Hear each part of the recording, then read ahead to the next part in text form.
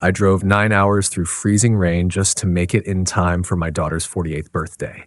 The carrot cake I baked myself was still warm on the passenger seat, but as I stepped up to the door, what I heard from inside wasn't music or laughter. It was a sentence, one that made my heart stop.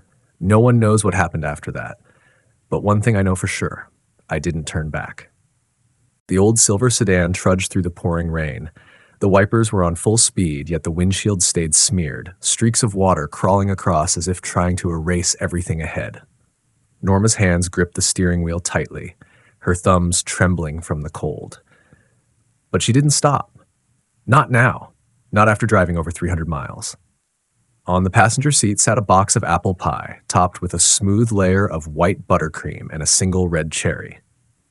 Sandra's childhood favorite. Whenever she was sad or tired, the girl would say, "Mom, can you make apple pie like you used to when I was in 3rd grade?" Norma smiled, but her lips were dry. That request hadn't come in years. No more calls asking for pie, no more hugs, just curt text messages, scheduled bank transfers, and the constant refrain, "I'm busy." And still today, she drove, 72 years old, arthritic knees, just barely recovered from a heart treatment. But she was determined. Her daughter's 48th birthday halfway through life, Norma thought maybe this was the moment to mend things. Maybe. All it would take was a small surprise, a sudden embrace, a pie, and a few warm words to bridge the distance again. The clock read 7:43 p.m. as she turned onto the quiet street, the streetlights hazy through the heavy rain. Ahead was the 2-story house with the blue roof, the one she'd helped pay for with nearly a third of her retirement savings so her daughter and son-in-law could have a solid start. She parked at the gate and turned off the engine. Sat still for a few seconds. Inside, the lights were glowing brightly. Music floated out. A jazz tune Sandra used to play every birthday. Norma's heart fluttered. Maybe her daughter would be surprised. Maybe she'd burst into tears. Maybe this would be the most meaningful moment after all those silent years. She took a deep breath, picked up the old knitted scarf, a gift she'd started back in February despite her aching hands, and cradled the pie box against her chest. Her footsteps were slow, landing on the wet pavement, each step echoing in the rainy night like a pounding heartbeat. The door was unlocked. She gently pushed it open. The house was warm, filled with the scent of cinnamon and scented candles. She was about to call out, but stopped short when she heard laughter coming from the dining room. It'd be perfect if Mom just stopped coming around. It'd be better if Mom just stopped coming around. The words pierced Norma's chest like an arrow out of nowhere. She froze in the middle of the glossy wooden hallway. Her soaked shoes pressed into the snow-white rug, leaving behind 2 blotchy water stains. The knitted scarf slipped from her elbow and dropped to the floor. She didn't bend down to pick it up. The air inside was warm, but a chilling shiver ran down her spine. It was Sandra's voice, her daughter's, unmistakably. Deeper than before, but the same sharp tone, the same habit of cutting people down like they weren't even there, once used on strangers, now turned on her own mother. "I'm serious, Jared. I can't take it anymore. She's always calling, sending those outdated dishes, like we're still living in some 1970s farmhouse." "Yeah, for real," Jared replied, voice dripping with disdain. "You remember when she helped pay for this house? Still thinks it was a gift. Honestly, she was born just to provide financial support." Sandra burst out laughing. "Sometimes I think if Mom just died already, it'd be a relief for both sides." Norma didn't remember how long she stood there. The house spun around her. The words she heard weren't knives. Knives have handles. You can pull them out. These words, they were a slow drip poison winding through every vein. Love turning into disappointment. Disappointment turning into the painful truth. Sometimes love doesn't just fade. It gets twisted into something unrecognizable. She stepped back, quietly, so gently not even a sound escaped. The apple pie was still in her hands now, tilted, frosting smeared against the box. She didn't look down. Back at the car, she didn't cry. Her face was cold, stone-like. She slid into the driver's seat, turned the key, but didn't start the engine right away.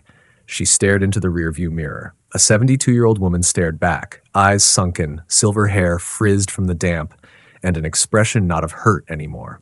It was awakening. The car backed out of the driveway like it had never been there. On the way home, the rain still came down hard, but she didn't turn on the wipers. For the first time in years, she let the tears fall freely, but not from weakness. It was because she had finally heard the truth. A truth so cold it chilled her to the bone. In her daughter's eyes, she was no longer a mother. She was just a wallet with a driver's license. That night, Norma didn't go home. She pulled into a roadside rest stop, the same one she had stopped at 15 years ago while driving Sandra to her college dorm. Back then, the two of them had shared cold sandwiches and a bag of chips, laughing like they were the only two people in the world. Now, that same rest stop was just a shelter for an old woman with trembling hands and a heart heavy as stone. She sat alone in the car, engine off, the dim yellow light from the parking lot casting blurry shadows through the rain-smeared window. The apple pie box still sat on the passenger seat, now completely tilted, the buttercream frosting soft and melting. She stared at it for a long while, then reached over and gently lifted the lid. A small piece was cut and brought to her mouth. The taste was just right, sweet with a hint of cinnamon and butter. Just like the old days. But this time, the pie came with no joy, only a quiet goodbye. She opened her wallet, pulled out an old, yellowed envelope, a letter from her late husband written back when he was still alive. The handwriting was shaky but full of love. Norma, if there ever comes a day when you feel like no one sees your worth, remember, you have the right to stop, to turn away, and live for yourself. Real love never makes you feel small. That night, Norma didn't sleep. She wrote, not a letter, a list. A long list. Accounts in her name, credit cards tied to Sandra's house, the loans that were never repaid, the papers she signed without reading thoroughly, every instance of trust taken for granted, misused, dismissed.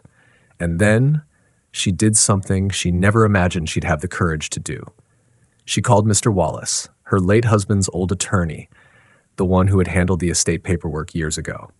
Wallace, I need to see you, soon as possible. Her voice was steady and firm, no longer trembling. Is everything all right, Norma? Wallace asked, sounding concerned.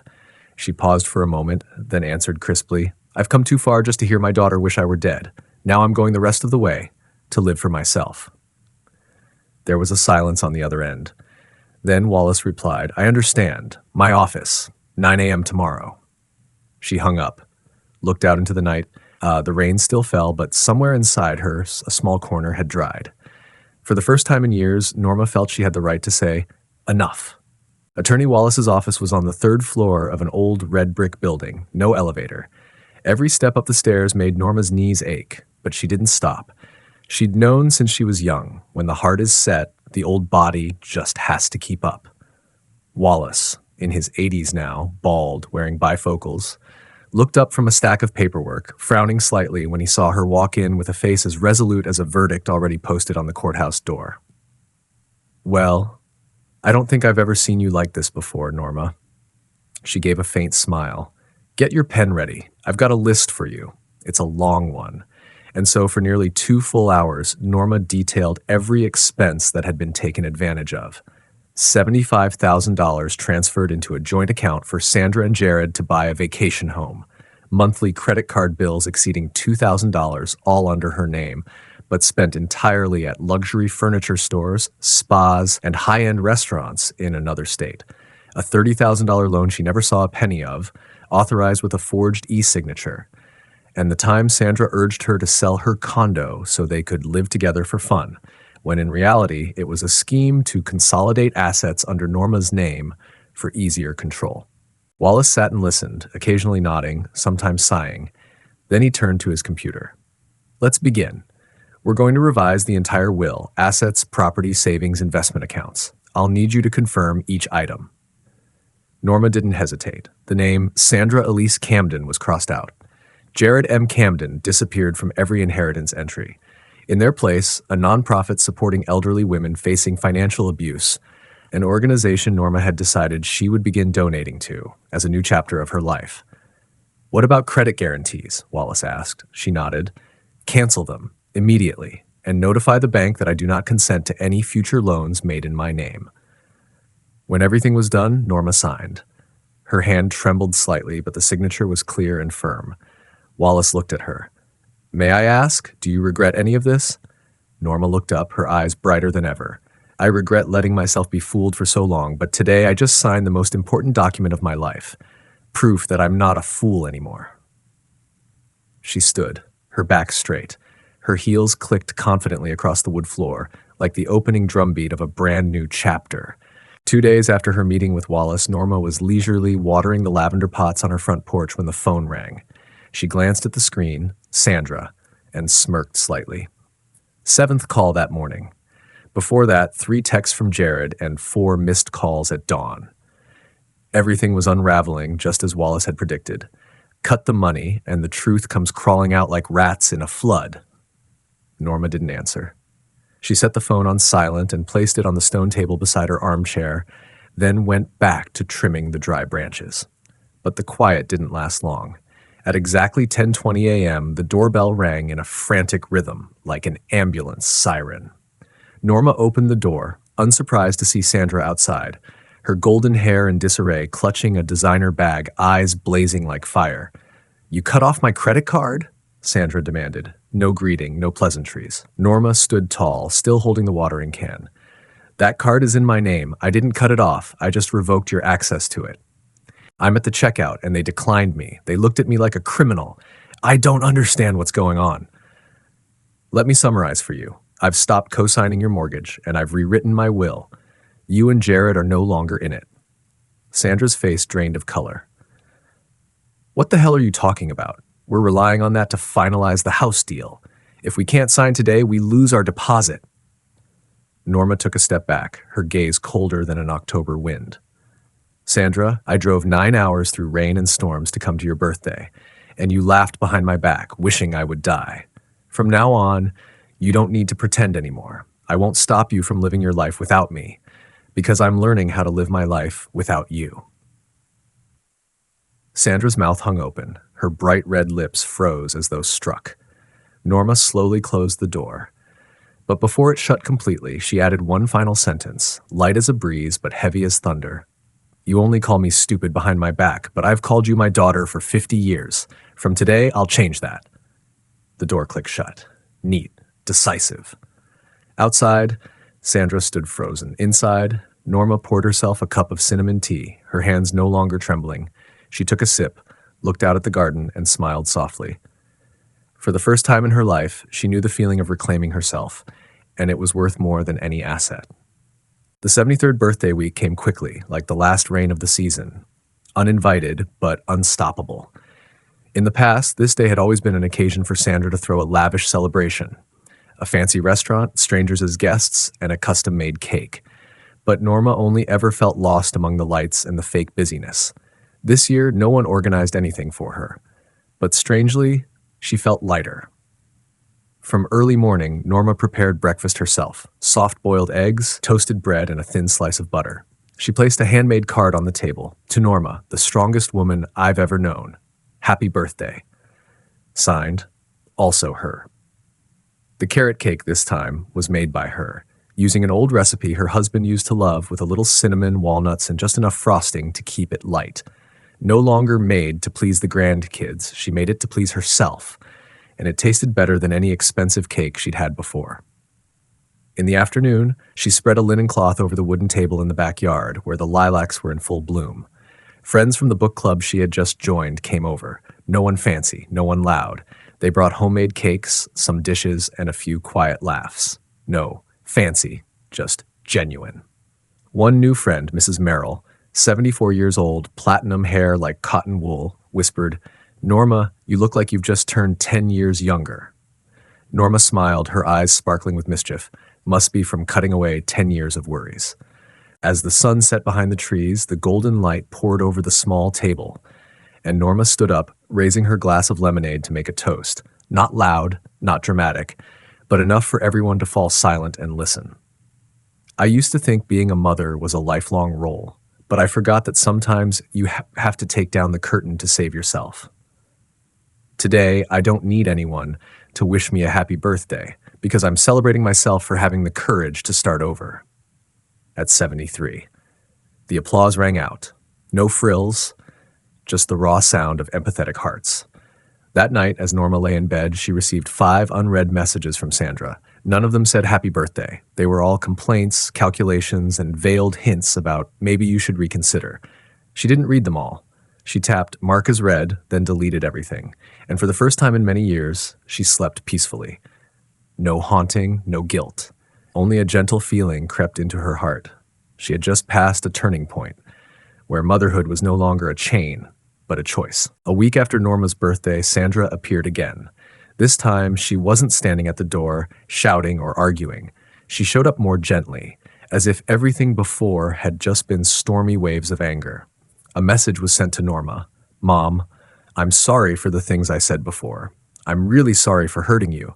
I want to meet with you. Maybe we can talk together.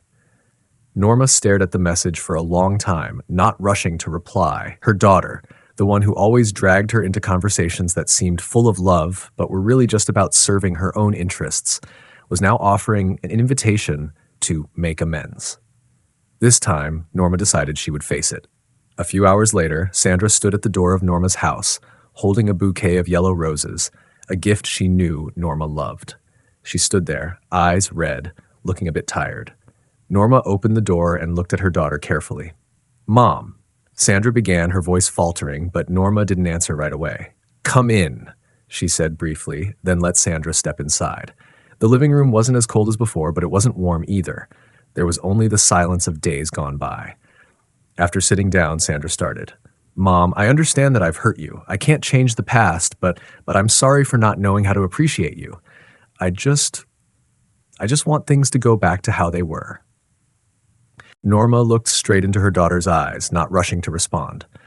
She knew Sandra might be saying these things simply because she felt she was losing an important financial source. But Norma wouldn't let her emotions guide her. So why don't you start by changing the way you treat me right now? Sandra didn't answer. She glanced at her watch, seemingly waiting for Norma to back down. But Norma didn't.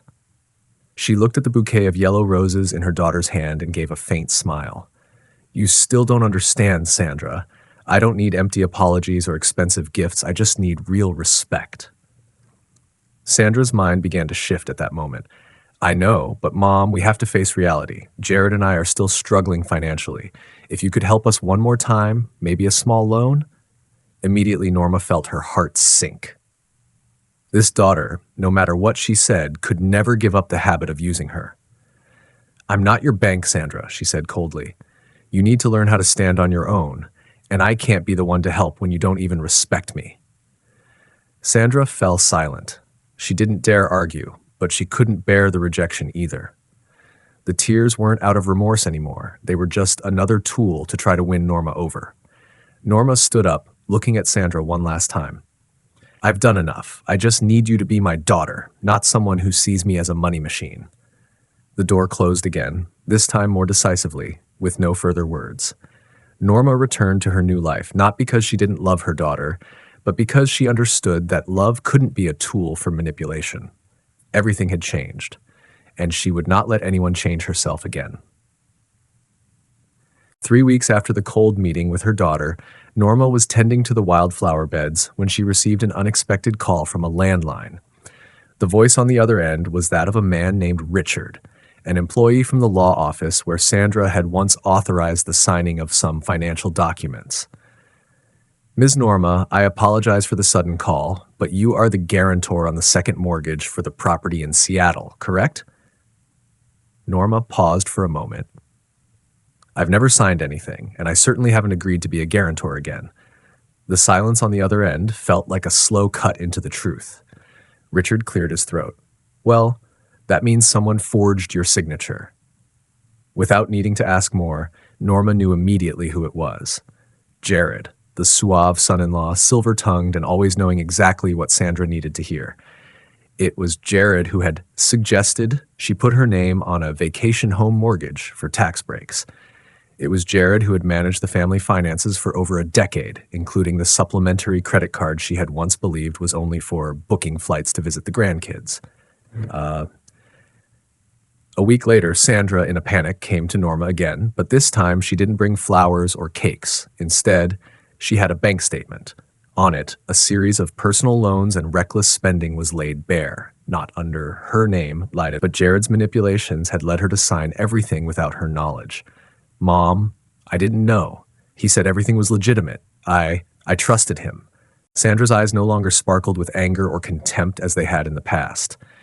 Now they reflected the shock of someone who had just realized they'd been deceived, not by the outside world, but by the person who once shared their bed. Norma sat down and poured her daughter a glass of water. She didn't feel triumphant. She didn't scold her. She understood. Her daughter was not only a manipulator, but also a victim. You know, Norma began, I once thought you were behind all the hurt, but now I understand. You were being controlled just like I was before. Sandra lowered her head, tears falling onto the cold bank statement. She had never seen her mother so calm. No raised voice, no anger, just the firm understanding of someone who had walked through the darkness and was now looking back at the lost soul. Norma continued, slowly, but even though you are a victim, you still have to take responsibility because you chose to blind yourself instead of facing the truth, and now it's time for you to save yourself. Sandra didn't respond, but for the first time in many years, she didn't turn away or hide her face. She sat still, like a child who had just been swept through a storm, with no place left to cling to, except herself. That night, Sandra stayed at Norma's house, not because she wanted to, but because she had nowhere else to go. Jared had locked the joint account, changed the email password, and disappeared as if he had never been a part of her life. The house they had shared for 10 years was now filled with forged documents, mounting debt and betrayal. Norma watched her daughter curled up on the familiar sofa, her head resting on a woolen blanket Norma had knitted in 1992. She was no longer the powerful woman in a gray blazer and high heels. She was just a weak, lonely Sandra, for the first time in her life facing the consequences of her own wrong choices.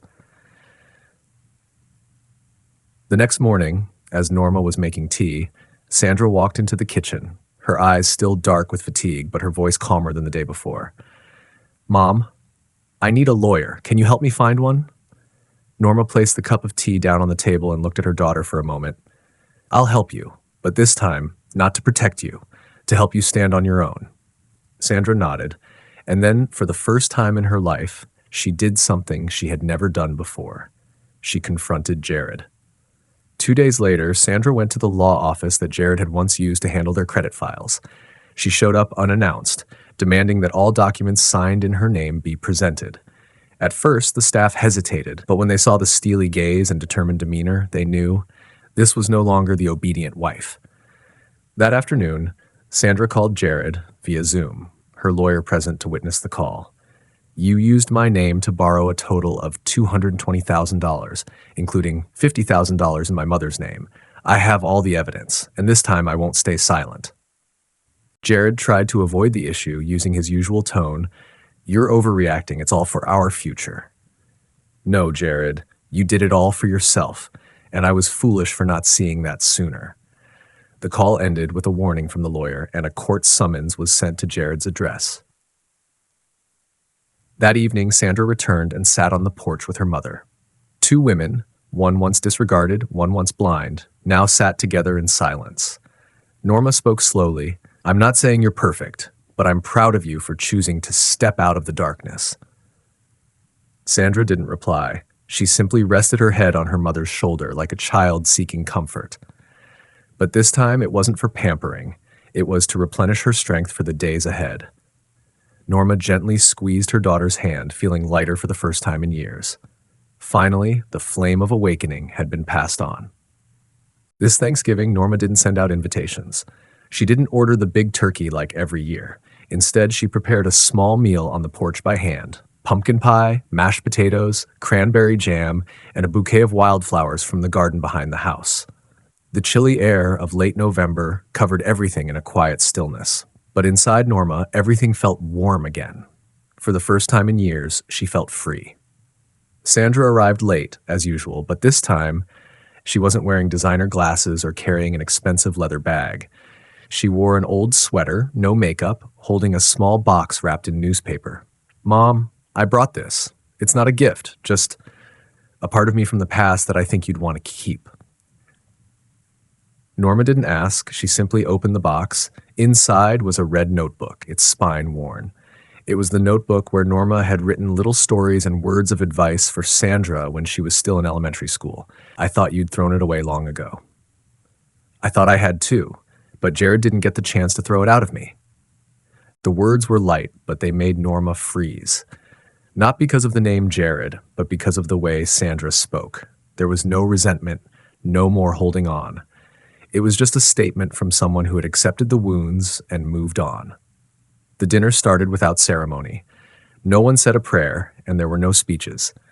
But when Norma poured the second glass of wine, she silently stood up. Today isn't my birthday, and it's not some special day. But I want to thank, not because someone gave me something, but because I finally stopped giving blindly. Everyone fell silent. She continued, I thank life for giving me a late lesson. I thank my daughter for enduring the pain and waking up. And I also want to say something I've never dared to say. I forgive, but I won't repeat. Sandra didn't cry, but her eyes understood. She understood. Her mother's thank you was not just for her, but a greeting to a new chapter in life where neither of them would be the same version of themselves. That night, they stayed up for a long time, not speaking much, just flipping through the old notebook, sipping wine, and letting the soft golden light cast over the wrinkles that time couldn't erase and the bond that no longer hurt. That Thanksgiving, there weren't many guests, but it was the first year that truly marked the presence of two women who had been the furthest apart. A mother who had dared to reclaim her self-respect and a daughter learning how to love without relying on anyone.